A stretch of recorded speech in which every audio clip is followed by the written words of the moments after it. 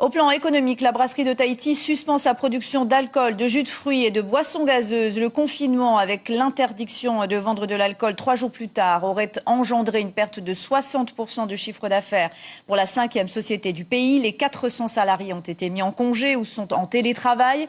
Mais les syndicats s'inquiètent et demandent au gouvernement de revoir sa copie et d'assouplir les règles s'agissant de la vente d'alcool. Nous allons justement nous rendre à la brasserie de Tahiti où se trouvent Jacques Damour et Ignacio Raveino. Je le disais, l'inquiétude monte du côté des salariés, Ignacio.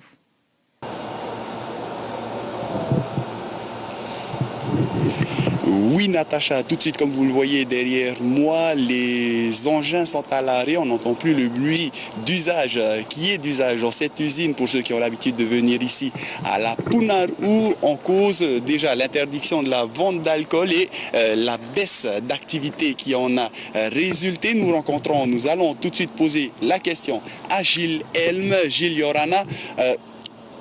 Qu'en est-il? Est-ce qu'il y a un point de situation par rapport aux travailleurs de la brasserie de Tahiti?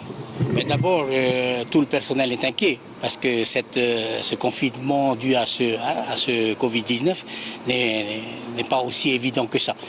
Sur le plan professionnel, nous espérons que ça ne dure pas trop longtemps parce que, comme vous constatez, les productions ont été suspendues parce que ça ne servait à rien de produire si ce n'était pas pour pouvoir les vendre. C'est un peu ça notre souci.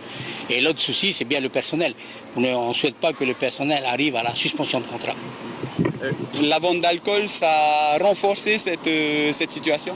Ah oui, tout à fait. Depuis l'arrêt de la vente d'alcool, c'est ça qui a été catastrophique, quoi.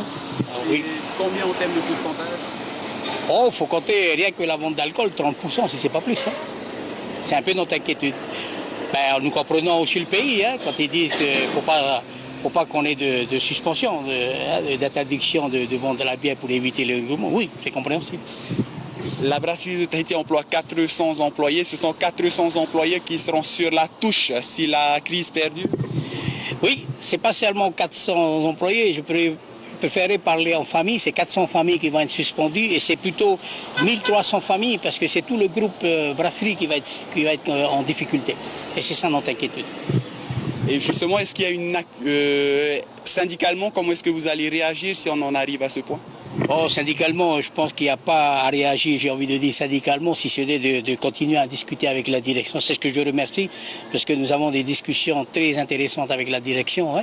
Nous prenons les décisions ensemble, c'est le point positif là-dedans. Voilà donc, Natacha, ce que l'on peut dire par rapport à l'état de santé de cette société, la brasserie de Tahiti, qui fait partie des 5 sociétés, des 5 plus grandes sociétés de la Polynésie.